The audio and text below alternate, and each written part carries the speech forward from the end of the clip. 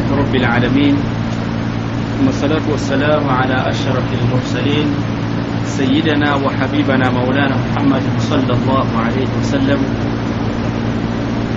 اللهم لا علم لنا إلا ما علمتنا، فعلمنا ما ينفعنا وانفعنا بما علمتنا وزدنا علما نافعا وعملا صالحا إنك على كل شيء قدير. السلام عليكم ورحمة الله وبركاته. وعليكم السلام. Tendereza Allah subhanahu wa ta'ala olw'ebyengero ebingi byatuwadde, ebingi byakyatuwadde n'ebyo byakyatukuumidde, ate nga bwe tumusaba obuwangazi bwaffe tukyali kuno ku nsi akufuulira obuwangazi bw'okumutya kumugondera, tubeere mu baddu be abalungi nga bwe tunaaba tugivuddeko ensi eno nga tugenze gyali, nga tugenze okwanjula ebyo bye tubadde tukola kuno ku nsi, oboolyawo tuli bamu abo abasiimiddwa. Mutuufu tukitegeeredde ddala nti eduniya eno tuliba kugivaako nga bwe twali nga tetunaba kugibeerako. Essaawa ejja kutuuka nga naffe tuli mu abo aboogerwako nti twali tubaddewo. Ekyo bwe kiriba kisobodde okwogerwa, kyoba olaba nti mutuwaze tusabe nnyo, tusaba Allah nga tumugamba nti Allahumma arhamna idha hamaluna ila al-qubur wala yadhkurna dhakir wala yazuruna zair. Ayi Allah, tusaasire mu kaseera ako nga batusutudde nga batutwala eri kabuli zaffe, emitaana zaffe gye ziri zisimiddwa zitulindiridde, naye akaseera kajja kutuuka nga bakusutula bakutwala. Olwaleero ofuluma mu njuuyo, naye wajja kutuuka ekiseera nga tokyasobola kufuluma nga bakufulumya bufulumi, nga tokyasobola kutambula osukuddwa. Olwaleero bakugamba saala, naye bw'oliba ofunye omukisa bagenda kujja akaseera nga balina kukusaalira busaalizi, bakuteeke mu kabuliyo bakulekeyo. Mu kaseera ako osaba Allah akusaasire. Ekyokubiri, okusaasira okwo akuteerewo abantu nga bw'omugambye nti wala yadhkurna dhakir, nga twakyali n'omu akujjukira akwogerako. Abantu biseera byonna baagala abamwogerako. Omuzaddewo atuuka ekiseera ng'alaba oba amaze okuziikibwa nga gwe osigaddewo wano ku nsi, akugamba ekigambo kimalaga nti yabni, owaye mutabani wange, inqata'a amali, emirimu gyange gyonna giyimiridde, gimaze okusalibwako, gikuyiggwako olubaati. Wa anta amali, kati gwe ssuubi lyange. Inqata'a amali wa anta amali, emirimu gyange gyonna giyimiridde, kati gwe ssuubi lyange. Naye mwebuze nze ndi ssuubi lya muzadde wange. Muzadde wange alina kyanfunamu, bwe mba nziikiddwa nkyalimu abo abamugasa, kubanga mukadde waba yafa olina okumanya ebintu bino. Mu bimu ku bintu ebikulu by'olina okumukolera kwe kumusabira. Obeere ng'omusabira nti ya Rabbi saasira kitange, ya Rabbi saasira mmange. Obeere ng'obiyitiriza mu swala ez'enjawulo, mu njogera ze ez'enjawulo. Ekirala ekyokubiri ky'olina okukola kwe kukuuma emikwano gye egyabeeranga naye, kubanga yavaawo, okubeerawo okwo obajjukiza ekifaananyi ekyo. Omuntu okukujjukiza Bakka sallallahu alaihi wasallam, mwezi nga guno gwatuka yasaddakanga nnyo. Omuntu ayinza okulowooza nti Bakka lwaki yasaddakanga nnyo mu mwezi guno ogwa Ramadani? Lwaki? Kubanga omwezi guno gumujjukiza akhera, gumujjukiza nti saa zonna agenda eri Allah tabaraka wataala. Omuntu lwajjukira nti alina okuddayo atereeza enzirayo ye, alina okugitereeza kubanga essaawa zonna agenda. Allah subhanahu wataala bwe yalagira mu Qur'ani mu aya eyasembayo okukka, yagamba ng'ategeeza emyoyo gyaffe gino nti turja'una ila Allah mugenda kuddizibwayo. Aya ya Qur'ani tegamba nti nno tarja'un mujja kuddayo, wawula turja'un mugenda kuddizibwayo. Kikyategeeza mu ekyo nti okuddizibwayo si choice yo dini wonogenda nti wonogenda, wawula Allah yasalawo nagamba nti ku lunaku olw'omukaaga lwotegese embagayo ate nakutwala ku lwokuna. Bwatyo program bategese okubanga ogenda kubanga otikkirwa ku lunaku lw'Essande ku university gy'obadde osomeramu, naye ate Allah n'akuyita ku lwokutaano. Turja'un kuddizibwayo. Okyalina programu ya sente z'osonze oyagala kugula kapoloti egindi, sente ozifunye, olunaku lwemugenda okuwandiika endagaano ku LC lujja kuba lwa Sande kugombolola n'akutwala ku lwokutaano. Turja'una fihi ila Allah. Otegese ogenda okuwasa omugole ku lunaku lw'Essande, Allah n'amutwala ku lw'omukaaga ekiro. Turja'una fihi ila Allah. Programu zikyali mpaamu z'olina, naye ate ye Allah tabaraka ta'ala programu ye gy'oli akutwala before. Tobolaba omusajja omu bwe yali ayogera, omu ku baimaamu betumanyo abulungi ennyo, Imaamu Shafi'i, yayogera yagamba nti nno su'iltu an 8 umurin, yabuuzibwa ku nsonga 8, naye kwezi ensonga zeyabuuzibwa yabuuzibwa ku nsonga an qaribin wa akrab. An qarib wa akrab yabuuzibwa ku nsonga zino 8, ensonga eri okumpi n'esinga okubeera okumpi. Yabuuzibwa ku nsonga ezo eri okumpi n'esinga okubeera okumpi, naye yaddamu n'agamba nti kullu ma tartaji qarib, kullu ma tartaji qarib.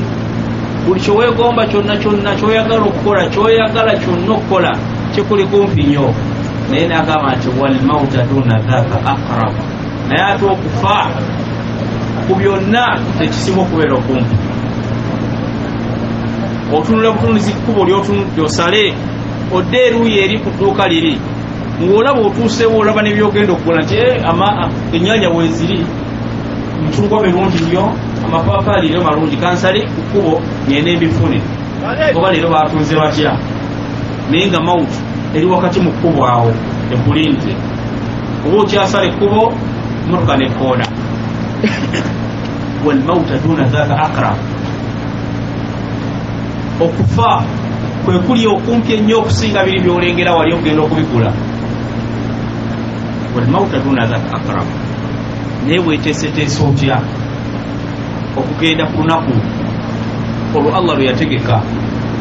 Oba olinze ng'olowooza nti ojja kukaddiwa, muntu alowooza nti nja kusooka kumala okufuna nvi, kaddiwe nfere n'abazzukulu olukonge. Waliwo abagenze nga tebafunye yadde abazzukulu, waliwo abawasizza abakyala nga n'ekiro tannaba kubeera naye, ekiro ekyo n'afa n'agenda. Abaffe bwe temumanyi kissa ey'omusajja omu sahaba wa Nabbi sallallahu alaihi wasallam. Omusajja oyo yali tawasanga, naye okutuusa omubaka sallallahu alaihi wasallam bwe yayogereza mu maka ag'egindi afuna omukyala, era n'amufuna, naye aba yakamufuna nga n'amahali bamaze okugawa, eddoboozi ne liyita ya ayuha lkhayr aqbil, abayimu abanoonya obulungi mwanguwe nsonga embeere, nga balanze waliwo olutalo lwe bali kugendako. Sahaba yalekawo ekijujjulu kye omugole n'amuleka mu kisenge amulinde agende mu lutalo, bw'anaaba alumaze ajja kudda batandikire obugole bwe butandikira. Sahabiya naye nakkiriza nga kigenda ekyo kyekisinga, mpaka akoowodde. Ate omubaka bw'akoowoola, idha da'akum lima ila yuhyikum, mwanguyirize bw'aba abayise. kubanga omubaka kyabayitidde kyekirimu essuubi tekirimu obulamu. Sahaba bwayingira olutalo teyasobola kuvaayo, yafiira mu lutalo, yattibwa olutalo. Teeberezaamu embeera eyo ng'omugole omulese mu kisenge, olina okugenda ng'osuubira nti ogenda kudda, olwana n'amaanyi mangi nnyo ga nti mugole namuleseeyo gyali, tumalirize wano male nzireyo, naye teyasobola kutuuka. Eyo embeera nze naawe gyetulina gyetulindiridde. Kyolaba ng'ekiri okumpi naye ate kikisinga okubeera okumpi kwe kufa. Walmauta duna dhaka aqrab. Siiba ekisiibo kyo kino ng'omanyi ti ekisiibo kyekisembayo. Kulongoosa olunaku lwolwo ng'omanyi enkya tulugenda kulusanga. Naye ffe essaawa tutunula nga tulaba Idi. Idi n'ayambala ki? Kanzu yange eya Idi gireke. Ndigyambala ku Idi. Naye walmauta duna dhaka aqrab. Okufa kwe kusinga okubeera okumpi, okusinga kugenda okubanja enkya ali esharija. Noga nti yansubiza lwamukaaga si wankya, nja kugenda inshallah nja kutuuka. Walmauta duna dhaka aqrab. Sajja yakuba program nga bamaze okumuwa omulimu, agenda kusomesa e Morocco, sente amaze okuzikubisaamu zebagenda okumuwa nga mpitirivu. Nagamba ngende nkupa ekyeyo kyange emyaka 5, ebyo abyogera ku ssaawa 5. Kangende nkupa ekyeyo kyange emyaka 5, bwenjina bagiweddeko nja kukomawo ntandike okukola ku projects zange wano ewaka. Myaka 5 eprogramu gyalina abyogera ku ssaawa 5 nga bali mu breakfast ne banne ne bava okugenda ne basala dhuhuri. Kyewuunyisa nti ku asiri eyali alina programu y'emyaka 5 ate ye baali bamusaalira bamuyingize kabuli. Walmauta duna dhaka aqrab. Kiteeke mu bwongo obwo okuva n'olwaleero nti ekisinga okubeera okumpi nnyo naawe kwe kufa. Kullu ma tartaji qarib. Byonna byoyagala bikuli kumpi nnyo. Okuwasa omukyala kikuli kumpi, okufuna omulimu omulala kikuli kumpi, okuzaala omwana kikuli kumpi, byonna byolaba bikuli kumpi. Naye ate ekisinga okubeera okumpi ennyo naawe kwe kufa. Tutambula nako. N'olwekyo tulongoosa embeera zo. Olwaleero njagadde twongereyo ku kintu ekirala mu mwezi guno ogwa Ramadani gwe tulimu ogw'ekitiibwa, kyetulina okulongoosa n'okwongeramu z'empisa. Obusiraamu bulina ensomesa za mirundi 3, oba busomesa ku bintu 3, oba buzimbiddwa ku bintu 3. Buzimbiddwa era busomesa ku aqida tawhid, ilmu Allah, okutegeera Allah we yakutonda. Obusiraamu bwagala otegeere Allah we yakutonda. Ekikolo ekisooka ye aqida oba tawhid. Omuntu alina okusoma tawhid amutegeere, alina okutegeera Allah wamutegeere. Obusiraamu busomesa ku nsonga eyo. Obusiraamu ne busomesa ku asharia, amateeka. Owangala otya mu busiraamu asharia, ibaada zino zetusaala, obusiraamu kulamula butya, bwe bunaba bweti sala yange ebeera ntuufu oba si ntuufu. Obusiraamu kulamula kyebayita amateeka ga sharia oba ahkamu shara. Sharia tulamula etya, osadde otya osiibye otya. Sharia erina okukulamula mu nsonga ezo. Amakulu obusiraamu busomesa ku nsonga eyo. Busomesa ku aqida ezikirizayo gwe ne Allahu, ne busomesa ku sharia, amateeka aga sharia. Owasa otya, mukyala wo musinkana otya, osiibye otya, osadde otya, hijjayo gikoze otya. Sharia. Obusiraamu ne busomesa ku nsonga ey'okusatu, nga ensonga eyo yeriwa akhlaq, empisa.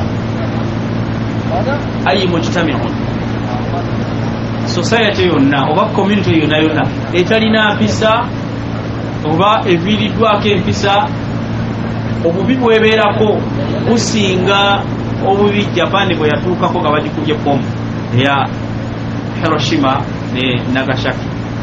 Abasajja balumba Japan ne bagikuba bomu. Bomu eyo obubi bwayo bukyalabwa oluvannyuma lw'emyaka 45 bukyalabwako nti waliwo ebifo nga Nagasaki ne Hiroshima ebifo ebyo olwaleero bw'ojjayo amata gano ge tunywa n'ogateekaawo empewo n'egafuuwako gayinza okwononeka nga kitegeeza nti obubi mu society eyo bukyaliwo olwa bomu ezo naye ate society oba terina mpisa oba community oba terina mpisa oba ennyumba eyo oba terina mpisa obubi bwefuna buyitirivu nnyo okusinga ebyo ebyatuusibwa mu Japan.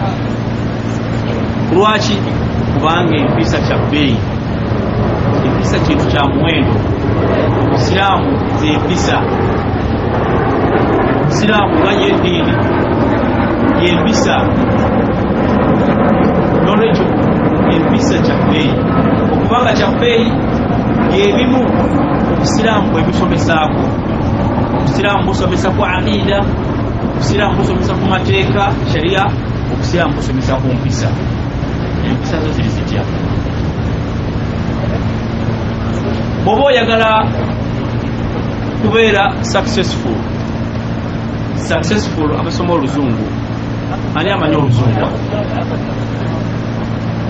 Obuwanguzi, abamanyi oluzungu batuwadde ekigambo ekyangu. Okutuuka ku buwanguzi olina okwekwata ku mpisa. Bw'oba oyagala, nzijukira bwe twali tusoma myaka gyaffe nga tumaliriza, omu ku baali balina okutikkira yayogera ebigambo n'agamba nti bw'oba oyagala kuwangula mu nsi muno olina okubeera n'ebintu bisatu. Ebintu bino ebisatu w'obeera nabyo oba omaze okuwangula mu nsi muno. Naye kasooberako n'ekimu oba tugenda kuwangula, kasooberako n'ebibiri oba tugenda kuwangula, olina kubeera na bisatu. Ekisooka yagamba, ekisooka ky'olina okubeera nakyo mu nsi muno okuwangula, olina okubeera n'empisa. Empisa kya bbeeyi. Obanga oyagala kuwangula olina okwekwata ku lyato eririko empisa. Bw'oba oyagala kutambula safaari yonna ey'okuwangula, mu by'olina okuteeka mu nsawo yo ng'otambula mu lugendo mulina okubeeramu akatabo akakwatagana n'empisa. Empisa kya bbeeyi. N'agamba ekyokubiri, obanga oyagala kuwangula nga nakyo kyeyongera ku kiri, oyagala obeere ow'amaanyi mu nsi muno, olina okubeera n'empisa. Kyakubiri. N'atulambira ekyokusatu kye tulina okubeera nakyo nga nakyo kya bbeeyi, kyankiza okusingako biri byonna ebibiri, olina okubeera n'empisa. Empisa teri kyakusatu, teri kyakuna. Nolwekyo empisa kya bbeeyi. Eddiini yaffe eyogera ku mpisa, eddiini yonnyini mpisa, kubanga Allah tabaraka ta'ala ayogera mu Qur'ani ng'agamba wa innaka la'ala khulqin 'azim. Ategeeza omubaka sallallahu alaihi wasallam n'amugamba nti gwe oli wa mpisa. Naye aya eyo bwe tuba tugivunula, oluusi tugivunula katono, agamba nti wa innaka la'ala khulqin. Kyeyali ategeeza ki? Nti oli waggulu, oli wa waggulu. Omuntu bwe wabeera n'empisa abeera wa waggulu. Yahmiluhu al-akhlaq. Empisa zimukola ki? Zimusutula. Nga Allah wagamba mu Qur'ani nti wa innaka ala huda wa hum ala huda min rabbihim. Ala huda min rabbihim. Yakozesa ekigambo ala kitegeeza nti abeera waggulu. Empisa zimusutula zimutwala waggulu. Naye bwe yali ayogera ku mitima emibi yagamba nti fi qulubihim marad. Fi qulubihim, mu mitima gyabwe mulimu obulwadde. Yakozesa fi qulubihim, mu mitima gyabwe. Ate ku mpisa naga nti la'ala khulqin 'azim, bali waggulu. Lwaki? Kubanga empisa kya bbeeyi kirina kubeera kyaki? Kya waggulu, ze zimusitula. Mu nzivunula ey'okubiri, wa innaka la'ala khulqin 'azim, kyebali bategeeza omubaka sallallahu nti umma eno ya mpisa. Oli ku umma ey'empisa. Abasiraamu tulina kubeera baki? Ba mpisa. Kubanga ffe tulabwako Allah tabaraka taala yatuyita ekibiina kuntum khaira umma, mwekibiina ekyebbeeyi ekirungi kyekibafuula abalungi ukhrijat linnas, kyekyabajisaayo bintu bibiri nga ate byampisa. ta'muruna bil, mumaleyo aya, ta'muruna bil ma'ruf wa tanhauna 'anil munkar, mulagira abantu okukola obulungi. Ebiseera ebisinga okulagira obulungi tekisooka, ate ne muziyiza abantu okukola obubi nga kyekyokubiri. Amakulu ekibiina kino ky'obusiraamu kirina risaala oba message za mirundi ebiri nga nazo za mpisa. Kulagira abantu kukola bulungi, naye tulina kubalagira nga ffe tufuusa ebyokulabirako, ate ne tubaziizaako okukola obubi, era tulina kubaziiza nga ffe tusoose okukola ki, okuleka. Kyomulaba nti nabbi wa Allah tabaraka taala Shuaib bwe yali alagira abantu yabagamba nti no inni la uridu an ukhalifakum ila ma anhaakum anhu, saagala kubanga bwe mba ndeese ensonga Allah gyatugambye okuleka, njagala mbeere nga nze mbasoose okukola ki, okugireka. Saagala kuba nti mbasomera aya za Allah tabaraka taala ate nga nze bwe mbagamba okuleka ate nze nsigala nkola ki, nkola. Ma uridu an ukhalifakum ila ma anhaakum anhu, mpisa kya bbeeyi, empisa kya muwendo. Omuntu bw'abeera n'empisa abeera wa mutindo, abeera ku mulembe. Empisa abamanyi bazaabulamu. Empisa ennungi waliwo akhlaqu alhamida ne akhlaqu almadhmuma. Waliwo empisa ennungi nga zaagalibwa society, nga zaagalibwa abantu, ne wabeerawo empisa ezivumwa nga tezikkirizibwa mu bantu. Ezo nazo gye ziri. Olwali size twogera ku mpisa ennungi. Empisa ennungi zino abamanyi baziteekululwamu emiteeko esatu. Waliwo akhlaqun ma'a rabbika ma'a Allah, empisa gwe zolina okweyisaamu ne Allah tabaraka taala. Kebera gwe ne Allah oli otya, omusinza nga bw'alina okusinzibwa, ogonda gyali nga bw'alina okugonda, bw'alagira ewuwa balagidde. Twebuuze, Allah bw'alagira ewuwo abalagidde, mu maka bo Allah gyali, mu bakyala bo Allah gyali, mu baana bo Allah gyali, yegwe ku mutima bo Allah kwali. Baina wakati wo ne Allah tabaraka taala. Ekyo kyebuuza, why bwaba taliwo wechekinge, kubanga gye tuli gyali gye tukola ki, gye tugenda gye tudda.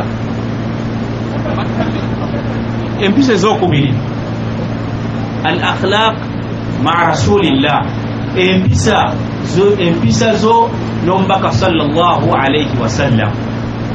Bwayogerwako mwoli owulira otya muli, owulira bulungi, omusaalirako omubaka, oba bwayogerwa onyiiga. Omuntu bwagamba nti omubaka yagamba, oli mutima owulira otya? Kubanga waliwo abantu agenda n'asaala, asaddaaka, asiiba, naye bamugamba nti omubaka yagamba. Tugeze abadde mu katale ng'atunda, nga nti naye wano hadisi y'omubaka egamba bweti, wano ebidintu wano tebikolawo, nze mbavuga akatakisi kange tombuulira mubaka yagamba. Oyo naye waali takalira nembyo, aga nti bwe mbavuga akatakisi tombuulira qala rasulullah, mubaka yagamba. Bwe mba nikapiira kange tombuulira mubaka yakola ki. Naye omubaka eddiini etambulira mu nsonga zonna. Omubaka mwali mu bwadrive abo bokola, oba ovuga emmotoka omubaka alina bwakugamba ovuga otya, olina kuvuga otya. Omulala ayinza nti kati omubaka ayogera atya ku mulembe gwe nga tewali mmotoka. Obusiraamu ddiini ono etalekwa mulembe gwonna, eyogera ku mulembe oguliwo, neyogera ku mulembe ogujja mu maaso, neyogera ku mulembe ogwali guyise. Mirembe mingi egyali giyise nga Qur'an etunyumiza tegiriwo. Allah tujja kuba Thamud naye emyaka miyitirivu Allah ng'atugamba kuba ashabu Thamud abasajja abaali ab'amaanyi baali bawanvu bakiwago Qur'ani batunyumizaako naye teboogerako Qur'ani enyumya kwabo abaayita ba Firawuna ne batunyumiza ate Qur'ani n'enyumya ku mulembe gwaffe guno mulowooza Qur'ani enyumya etya ku mulembe gwaffe guno Allah agamba nti wanzalna alhadida fihi ba'sun shadid wa manafi'u linnas bw'aba ayogera ku kyuma yagamba nti ekyuma ekyo ng'ayogera ku kyuma meto yagamba nti mulimu obulabe olwaleero mukoze bbomu olwaleero mukoze amasasi ono bwabeerangawo kigumu kikikyaliwo kikyo kyuma naye omusajja nga yakitaddemu nekikuba ekyalo kiramba obwo si bwe bulabe Allah bwayogerako mu Qur'ani okuva mu kyuma ate n'agamba nti ate mulimu n'emigaso mu kyuma ekyo abantu bagagawaliddeyo mu batunda gold olwaleero tebatunda gold oba mulowooza nti gold si kyuma kika kyaki kya kyuma naye abantu bagenda batunda gold esimu zino ezikukwata ziva mu ki titufunyeemu emigaso olwaleero oyogera n'omuntu ng'ali mayiro ne mayiro naye ng'okozeseza kyuma omubaka mu hadithi endala yagamba nti min alamaati saa kiyama bwenebenetera okutuuka Allah agenda kwatuza ekyuma kyogere olwaleero ekyuma kyogera oteekako essimu noteekako audio nekwogera ebigambo ng'alinga ayogera essaawa eyo si kyekyuma erediyo teyogera kyuma Allah agamba mu Qur'ani mu sura endala ng'agamba nti huwa alladhi khalaqakum wama ta'malun ye yabatonda n'ebyo byemukola byebino bwera yayogera ku byebagalo oyinza okugaa nti motoka yatiyagiri Qur'ani yayogera etya ku motoka Qur'ani yayogera ku motoka kubanga bwera yayogera ku byebagalo byonna yabyogerako lega walbighala byonna yabyogerako ebyebagalo embalaasi eŋŋamiya zonna zetutuulako n'agamba nti wayakhluqu ma la ta'lamun Allah tabaraka agenda kutuula n'ebyo betukola ki betutamanyi olwaleero ku mulembe gwaffe tumanyi motoka tumanyi ennyonyi ng'ebidduka ebiriwo naye wajja kujja omulembe ng'abantu omuntu bw'atula mu motoka agamba naye banoga balwangawo emotoka nga yali etambula mpola nnyo nga bakozeyo ate ekidduka supiidi wakateme n'okuzibula bw'abadde sharja nga oliwa nga nakyo kika kya kidduka edda abantu baalinyanga ebyebagalo nga bagenda okukola hijja alina okusimbula emyezi 6 bifo naye omuntu agenda okusimbula olwaleero ku mulembe gwaffe ayinza okuva e Kampala nga hijja yankya Arafa ayagala agitule mutuuzi lunaku lumu aveemu agende tayagala alina ebintu bingi nnyo ebyokukola tayagala kujja amale nnaku 3 ng'ali mu hijja ate nga mwamugamba alhajju Arafa kibayita hijja lunaku luki lumu bwetulelwa Arafa lwayagala ajje Arafa yaddi nti nga lwa 6 n'asimbula ku Lwokutaano n'atuuka mu Arafa mwennyini n'akola emikolo gya Arafa bwamaliriza n'addayo e Kampala hijja yagimaze bwatyo n'olwekyo empisa zo n'omubaka sallallahu alaihi wasallam ziriwa bw'ayogerwako omusaayira bw'ayogerwako owulya mulinga omwagadde oba bw'avumwa ovaayo ng'omuwolereza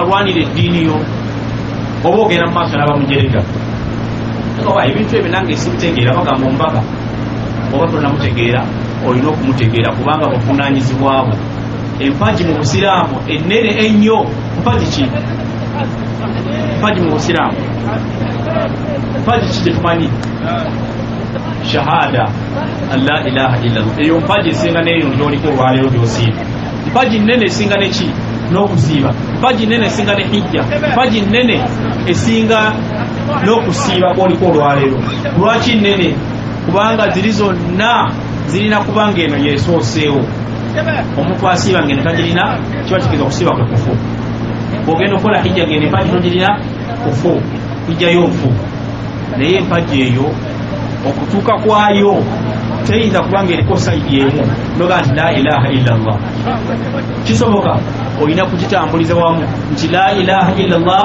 aha Muhammadu Rasulullah kitegeeza nti okutegeera omubaka qismu oba nisfu dini kitundu kya dini naye tumumanyi omanyi Messi nemmere gye yalidde eggulo omanyi Ronaldo n'engato gy'ayambala n'omukazi gw'ayagala n'abalongo be yazaala omanyi ebintu bingi nnyo naye eddiini yo omubaka eyagirira tokola ki tomumanyi empisa zaffe ziri wano omubaka sallallahu alaihi wasallam twekebere twebuze nti empisa zaffe n'omubaka weziri omubaka tumumanyi yani amanya ge abamuzaala yazaala abaana bameka ebitandikibwako tetumumanyi eswala teyinza kutuuka okujjako nga yatuddwako mu swala eyo ashhadu an la ilaha illallah wa ashhadu anna muhammadan rasulullah n'omusaalira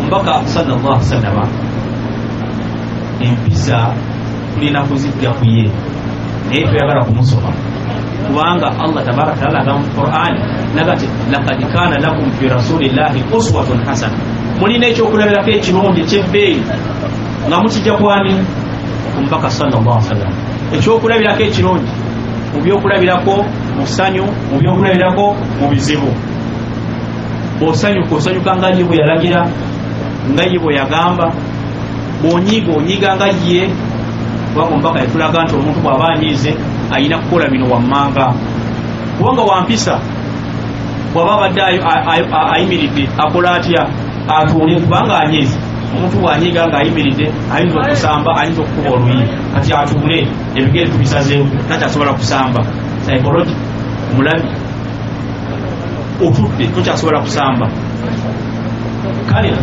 bw'olaba nga olusuku bukyagenda mu maaso w'onyigiddeawo bw'ovaawo gende yawalala abakunyiriza banywa simbula vaawo veawo genda mpisa zakunoonyamu oye mbaka laqad kana lakum fi rasulillahi uswatun hasana banange empisa kyabbeeyi kati weebuze nti empisa zo n'omubaka sallallahu alaihi wasallam ziririddawa weziri teziriiwo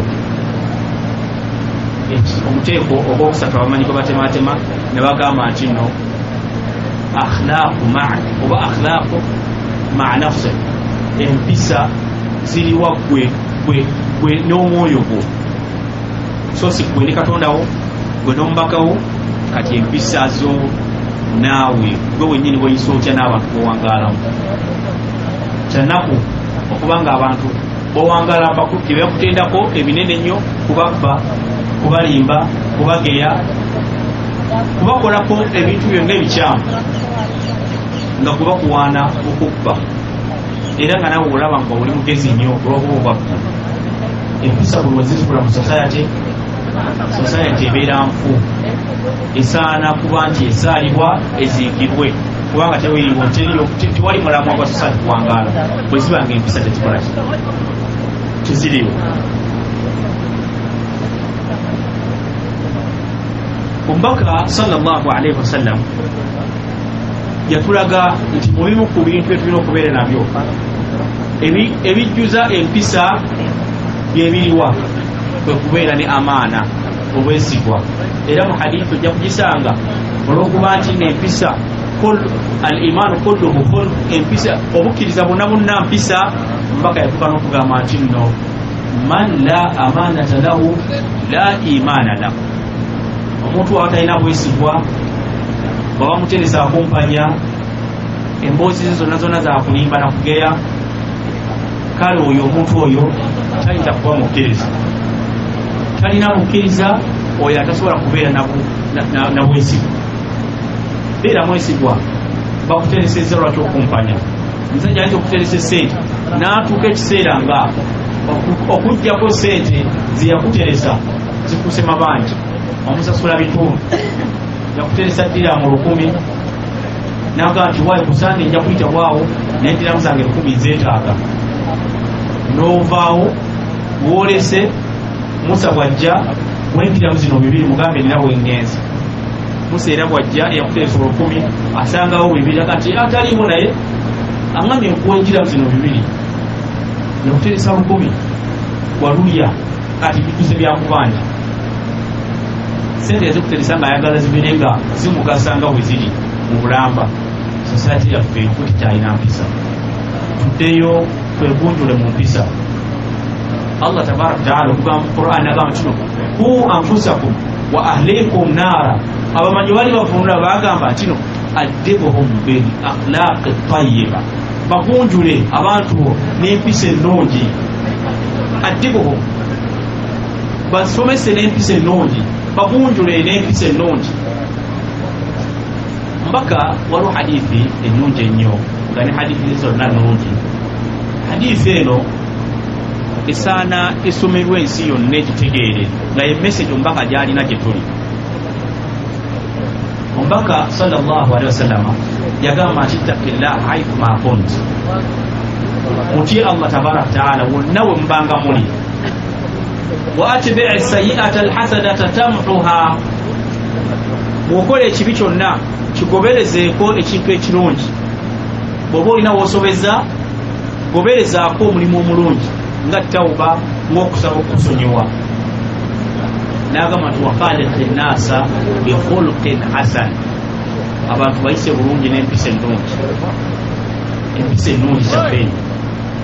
Laba hadiisi eyo, empisa zo ne Allah, ittaqillaha haythu ma kunt, gondera Allah mutye wonna w'oba oli. Ekyokubiri n'agamba ekyokubiri nti oba olina omulimu omubi gw'okoze ng'osobeza, wa atbi'i sayyi'ata alhasanata tamhuha, omulimu guno omulungi gugenda kusangulawo kiri ekibi ky'okoze. Lwaki? Kubanga inna alhasanat yudhibna as-sayyi'at, nga aya bwegamba. Kubanga emirimu gino emirungi bwe tugikola gisangulawo, ye gifuuka rabba okusangulawo emirimu emikyamu gye tukoze. Wa khaliqi nnaasa bikhuluqin hasan, empisa zo n'abantu. Waliwo empisa zo wakati wo ne Allah. Mu ibaada tuzawulamu emiteeko ebiri. Waliwo ibaada ze bayita ibaadatu shar'iyya, ibaada zino eza sharia oba twakyogerako jjuma ewedde. Ne wabeerawo ibaada ataamuliya, ibaada ez'enkolagana wakati wo n'abantu. Owadde ovuga takisi, omusajja akuwadde endira mu 100, ayinza okuba mupya mu kitundu, endira mu 100 tagimanyi, yakuwadde naye w'okugira mitayo, oba naawe oba tolina mita ng'omanyi ti wano waddira mu 2, naye ogenza okutegeera nti ono mugenyi bwakuwadde sente, naye zino sente mmeka? Noga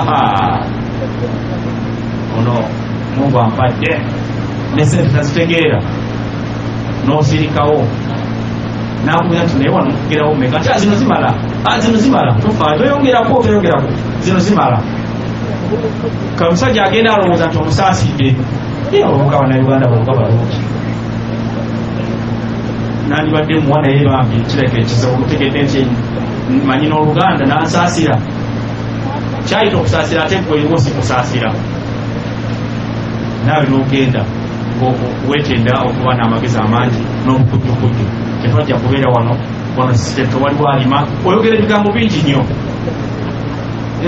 Kutuba namba ogenda ogisoma, nzibuse mu nsawo, si yazitoddemu, noweebuuza ebibuuzo nga bw'oddamu, naye ng'omanyi ekituufu kyekiriwa, kyonyaze muki munyage. Naye omuntu omulungi yoyo omubaka gwayogera kwanga nti wakhaliqu nnaasa bikhuluqin hasan, abantu bw'ogenda mu bizinesi muwangaale bulungi, mweyise bulungi. Kubanga obusiraamu gye buli ne mu bizinesi, otufugirayo ne mu bizinesi. Kati empisa ziriwa zoyolesa. Mujjukire nti okwolesa empisa kya bbeeyi. Omusajja omu ku bamanyi ab'amaanyi, Ibn al-Qayyim al-Jawzi, omusajja w'amaanyi wa bbeeyi, naye yayogera ekigambo n'agamba nti empisa, yagamba nti man sabakaka fil adab sabakaka fil iman, omuntu akusoose mu mpisa aba akusoose ne mu bukkiriza. Kubanga twagambye empisa, obukkiriza bwonna bwonna mpisa. Man sabakaka fil iman, man sabakaka fil khulq, aba akusinziza mu mpisa, akusoose mu mpisa, sabakaka fil iman, aba akusoose ne muki omulinze kumusooka mu muzikiti naye akusoose mu mpisa, osalira ku layini esooka akusoose mu mpisa, kubanga empisa kya bbeeyi. Alkhulu balanga okubeera n'empisa kyamaani, okubeera n'empisa kya bbeeyi kya muwendo. Omuntu bwe wabeera n'empisa abantu bennyini bamusutula, ate omuntu bwe wataba na mpisa ye yennyini abeera mulabe we ye yennyini, kubanga talina mpisa, yeekozeko obulabe. Tunoonye byetuyinza okwongeramu mu mpisa. Man zaadaka fi lkhulqi oba man zaadaka fi lkhulqi shay'an, omuntu akwongera. Ibn al-Qayyim agenda maaso ng'ayogera naga omuntu akwongera ekintu kyonna mu mpisa, zaadaka fi liman, aba akwongedde mu bukkiriza. Omuntu bwakusomesa ekintu kyonna mu mpisa naga nti naye kino kya mu mpisa okukikola, kiba kitegeeza nti mu bukkiriza abo ayongeddemu ekintu. Osaana naawe okole ki? Weerungiye mu mpisa. Ffenna bwe tugoberera Allahu tabaraka ta'ala yatulaga obulungi bwe yalina omubaka sallallahu alaihi wasallam. Yali musajja mulungi mu ndabika, yali muwanvu. Olwaleero abantu abanoonya abasajja abalungi baagala bawanvu. Aganja njagala American height kubanga tulowooza nti Abamerika be bawanvu. Tuga nti nze njagala American height, buli omu ayagala agendeko mu Amerika kubanga awulira American height ye height esinga obulungi era yeyogerwako. Tuga nti njagala American height olwokuba bamugamba nti abawanvu be balungi, era obuwanvu buli bulungi, oba obulungi buli muki mu buwanvu. Alaba ng'obuwanvu kya bbeeyi. Mukyala bw'alaba nga mumpi ayagala agula engatto nga esituseeko kakondo, kubanga bamugamba obuwanvu be batunda essaawa eyo. Kyamumpisa kyalaba. Omubaka yali buwanvu. Omubaka ekyenje kyali kiwanvu. Olwaleero abantu abalina ebyenyi ebiwanvu bamanyikiddwa nti be baki, si be balungi. Bwe bakugamba bakusukula olwaleero nti yogera mu Afirika bantu ki abalungi. Ayinza okutotolera ensi, ogenda okulaba ng'ensi ezo zajjeeyo ebyenyi by'abo abantu byonna biki? Bawanvu. Sulaimaani yali musajja muwanvu, era bakugamba nti abantu b'ogenda okuŋŋamba ali asobola okutuwaayo ensi ezirimu abalungi mu Afirika. Nsi ki? Wangi? Morocco. Musajja agambye nti Morocco wali abantu abalungi. Waliwo olugero nga batugamba nti abakyala b'e Morocco balungi nnyo. Oli bwe yali ayogera agamba nti kankyogere mu Luganda kubanga bajja kutegeera. Oli bwe yali yagamba nti abakyala b'e Morocco balungi naye ng'asirise. Bw'ayogera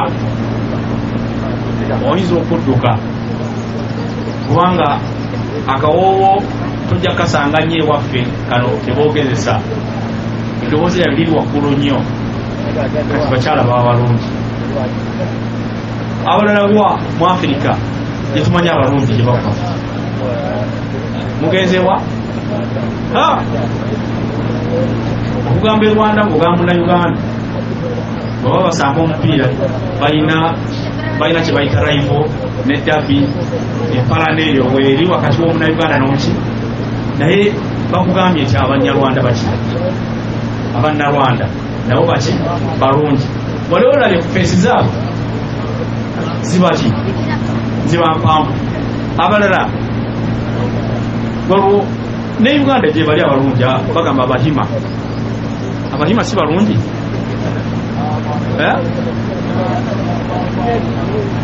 Owaye genda mpola. Kati waliyo n'abaki n'Abaethiopia. Oli agambye nti n'Abaethiopia balungi.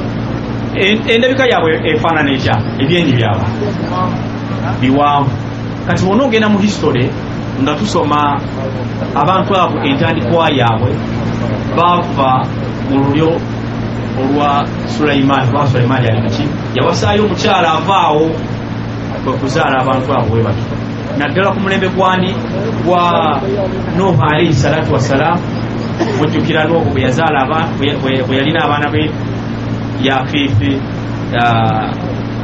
Kanaani abavaamu abantu abo kati bakugamba musole nti waliwo omukyala eyali ava esayidi awo eyavaamu abantu abo Sulaimani kwe yava n'awasa olugyo olwo ne lutandikira awo abantu abava mu Ethiopia, Somalia, Rwanda bonna abahima abalina feesi ezo empanvu naye n'omubaka yalina feesi efaanaganako bwetyo ey'abantu oyo ati abalungi. Ebyo byonna nga tubirabye Allah tabaraka wa taala teyawaana mubaka sallallahu alaihi wasallam na bulungi bwandabika wabula yamuwaana na bulungi bwaki bwa mpisa wa innaka la ala khulqin azim. Empisa zo za bbeeyi kitakola ki kitagambika nga kitegeeza omuntu niwanaabeera n'obulungi kyobalaba mu psychology mu philosophy omu ku basomesa abakugu ennyo aba philosophy be bayita ba Plato yalina yali ayogera n'agamba ng'akubiriza abavubuka bano bagenda okuwasa yabagamba nti no don't marry because of the beauty of the face. Towasa olwa beauty ya face, marry because of the beauty of the heart. Wasa olw'obulungi bw'omutima ategeeza empisa. N'agamba buli w'owasa olw'obulungi bwa feesi oba onywedde obutwa naye nga buwooma. Obutwa kasaba buteeka mu mubisi gwa njuki obunywa nga omubisi gwawuumi naye oba onywa ki oba onywa butwa kyabavuka bagenda okuwasa. Tunuulire nnyo empisa okusinga obulungi. Obulungi bujja kuggwawo omuntu ng'akaddiye naye empisa zibeerawo. Obulungi buyinza okuggwawo kubanga oyinza okuba wakamuwasa nabo ku accident. Sisaba onobasanga ku accident sikyendiko wabula kisoboka okubeera nabo ku accident obulungi ne buvaawo naye empisa zikola ki zibeerawo. Nolwekyo empisa kya bbeeyi tubeere n'empisa tugenda kuwangula. Ekiwanguza ensi yonna abavuga okutwala obukulembeze ne mutwala ensi ne mugitwala mu maaso kirina kubeera mpisa. Tufune empisa omulabe waffe tujja kumwenganga. Tubeere n'empisa omulabe waffe ajja kututya. Tubeere n'empisa omulabe waffe ajja kudduka. Naye bwe tunaabe na mpisa ffe bennyini tugenda kwawukana tubeere nga tetukwatagana. Lwaki? Kubanga empisa zitulemye okutambuza. Omubaka sallallahu alaihi wasallam yatulaga obuzito bw'empisa. Yagamba ku lunaku luli olunaku lw'enkomerero okuggyako omuntu nga takkiriza nti olunaku lw'enkomerero gye luli. Waliwo atudde wano nga takkiriza badanga omuntu naffa n'alyaza amaalya n'asigala ng'ayinaayina atambula. Era olunaku lw'enkomerero n'olugamba nti olunaku lw'enkomerero tugenda kubeerayo kuvunaana muntu oyo. Omuntu n'ayenda muwala wa gundi n'amuzaalamu ejjoogo eryo lyonna lyonna n'olituusa n'omwendako n'otakoma kumwendako wabula n'omuzaala nabo oba mukyala wa gundi oba mwana wa gundi muwala wa gundi eryo ejjoogo eryo. Era kiyama tegenda kubeerayo kubanga omuntu onaavunaanibwa nedda. Ekyo kikukakasa nti kiyama egenda kubeerayo. Naye omubaka bwe yali ayogera ku kiyama yagamba nti ebintu ebigenda okusinga okuyingiza abantu ejjana ebintu bino ebibiri genda nabyo. Ebirala byonna bireke naye bino ebibiri byogenda nabyo olwaleero oba oyagala kuyingira ejjana. Era obeere wamu n'abantu abagenda okuyingira ejjana mu kirindi mu gurupeji. Abagurupeji olulimi bwenjogera olwa gurupeji mulutegeera gurupeji abagenda okuyingira ejjana jumula abajumula oba obeera mu bbaza ekigambo ekyo kijja nti jumula ogula mu jumula oba ogula mu mufrad ndoozi ekyo kikibeerayo naye baterakozesa nnyo jumula. Ate abagurupeji nabo bakitegeera. Abawiri sayidi eyo simanyi nnyo olulimi lwomuntu terakozesa naye tujja kufuna nabo inshaallah. Naye omubaka agamba nti aktharu ma yudkhila nnasa aljanna ebintu ebigenda okusinga okuyingiza abantu ejjana bagiyingire mu gurupeji bagiyingire mu jumula kirindi nga bangi bayitirivu yagamba nti attaqwa ekisookera ddala kutya Allah enkolaganayo ne Allah kutya Allah ate nsuubira wasiibye kunoonya kutyani kubanga yakugamba nti bonooba osiibye la'allakum tattaqun ogenda kufuna okukola ki okumutya Allah tabaraka wataala attaqwa okutya Allah kyekimu ku bintu ebigenda okusinga okuyingiza ejjana ekyokubiri kyenjagala obe nakyo wano olwaleero wa husnul khuluqi n'empisa ennungi obeera n'empisa ennungi ojja kugondera mukaddewo obeera n'empisa ennungi ojja kubeera n'abalirwano ne mulwana nga mulungi lwaki empisa zo nnungi omuntu ng'alina empisa buli omu ayagala awangaale naye omuntu bw'abeera n'empisa buli omu ayagala atuuleko naye lwaki kubanga alina empisa husnul khuluq ebintu ebyo bibiri tobisuulanga byebigenda okusinga okuyingiza abantu ejjana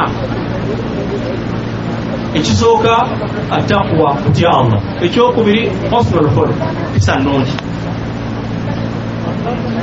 waliwo omusajja omu bamuyita Hasan al-Basri omusajja oyo Hasan al-Basri y'omu ku battabi'i ab'amaanyi bwe tugamba battabi'i tutegeeza abaalaba ku basahaba ate bwe tugamba sahaba tutegeeza abaalaba ku mbaka sallallahu alaihi wasallam okulaba okw'okumukkiriza ne bamugondera ne bamukkiriza ne bagendera ku ebyo byagamba kati abajja ku mulembe gw'abasahaba beba oluusi bayinza okubeera beba abaana b'abasahaba bebayita battabi'i tebalaba ku nabbi wabula bo bafunye omukisa ne balaba kwani basahaba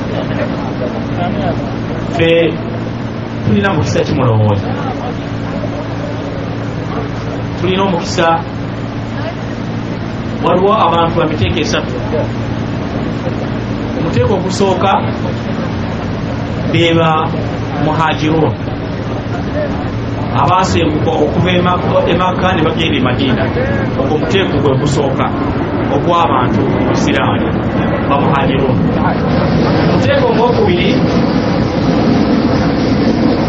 gwe muteeko ogw'aba ansaari abataasa basahaba amakulu bali baava eno nga babawalana ne batuuka eno bano ne babataasa ne babaaniriza ne bagabanya bizinesi ja nze badde nvuga akatakisi kano mbadde nkavuga ndi ku ttaka lirya akatakisi kano mbadde nkavuga emisana n'ekiro naye gwe ngeri kozze kankutaasa kati nze njanga kavuga kiro weku airport nkavuga emisana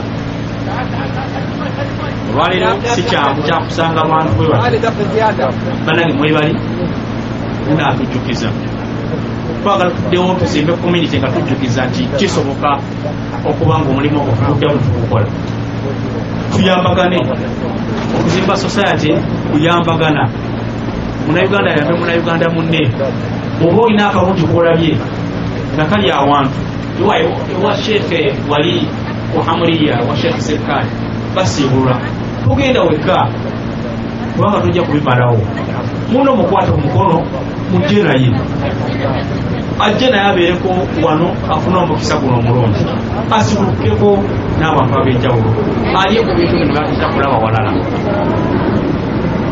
ogwo mulimu mulungi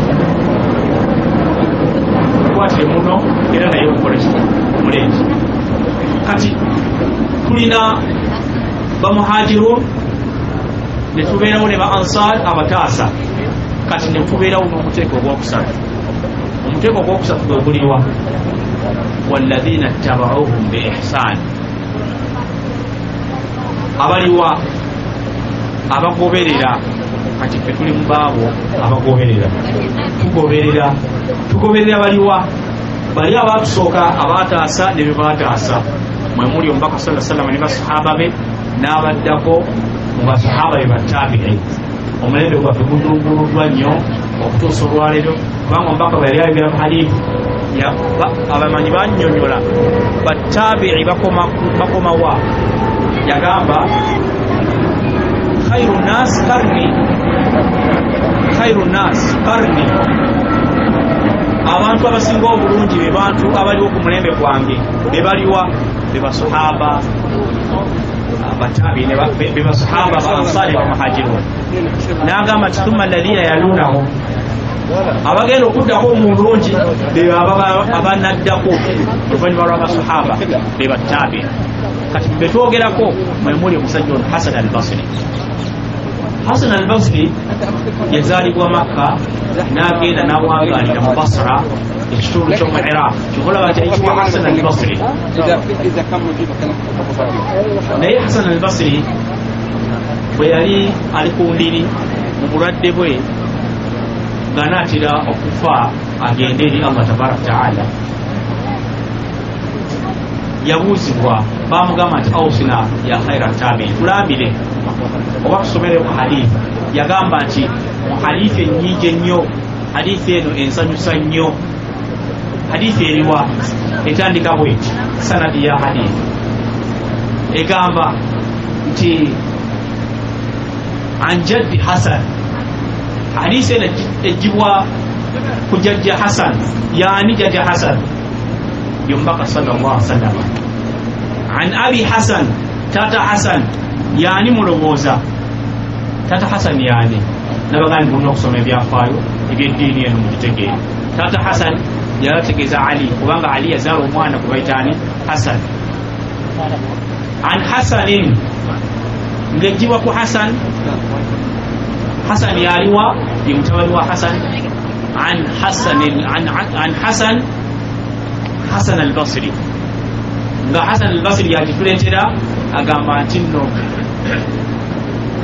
afdalu al-khuluq al-khuluq al-hasan, empisa ennungi, empisa ezisingayo okubeera ez'ebbeeyi z'empisa ennungi. Sanadi mugirabe bwetambula naye nga ki ekikulu ennyo ekirimu empisa ennungi. Bannange tunoonye empisa ennungi tuzisomese abantu baffe. Bwe tuba nga tusazeewo kwogera ku mpisa ennungi na biki bye tutegeeza mu mpisa ennungi, biki bye tusaanidde okukola mu mpisa ennungi, mutuufu toyinza kubimalayo. Naye ekizingirwawo byonna byonna Allahu tabaraka ta'ala agamba nti waqulu linnaasi husna. Oba osazeewo okwogera eri abantu babuulire ebirungi byereere, abantu basomese ebirungi byereere, bagazise ebirungi byereere, kubanga ebirungi ebyo byebeetaaga eri Allahu tabaraka ta'ala. Allah byayagala. Allah ayagala nnyo abantu abalina empisa, ayagala nnyo abantu abakwata empola, ng'ebyo byonna bitendo mu mpisa ennungi. Byensaba fenna tutwale olwaleero, twala Ramanzaani eno nti kyenjizeemu ekikulu ennyo empisa. Empisa olina okuwangala n'abantu bo bulungi, empisa olina okuba nga owangala n'abantu bewaka bulungi. Abantu bo oli kyakulabirako gye bali, empisa zo kyakulabirako gye bali. Empisa kya bbeeyi, tukikozese mu bintu byonna byonna, mu bintu ebisinga obukulu ennyo. Mbaka beeyogera yagamba titugenda kutwala oba kutunda ddiini eno na ssente, wabula tugenda kugitunda na mpisa zaffe ennungi. Otunaaba tutunze empisa eddiini eno n'empisa ennungi, abantu bagenda kujja gye bali. Eddiini ensi olwayo fenna gye tumanyi obulungi, Indonesia erina abasiraamu 100 naye lwaki bonna basiraamu? Olw'abasuubuzi abagendayo gye bali n'empisa ennungi, ne basuubulagana n'empisa ennungi, ne bawolagana n'empisa ennungi, abantu basalawo ne basiraamuka. Tukyasobola okutunda eddiini eno n'empisa zaffe ennungi, tulongose mu mpisa zaffe. Abantu bangi bagenda kusiramuka, abantu bangi bajja kwegomba eddiini eno, abantu bangi bajja kugyeyongera okugiyingira olw'empisa zaffe. Subhanaka Allahumma wa bihamdik, ashhadu an la ilaha illa anta, nastaghfiruka wa natubu ilayk. Tugenda mu kijjulo wali, naye mbasaba nti tubeere abantu abalungi. Bino ebyokulya tusobola kubimalawo, ate bw'onooba olidde n'okutta wagenda kuyitawo edakiika ntono nnyo obeeko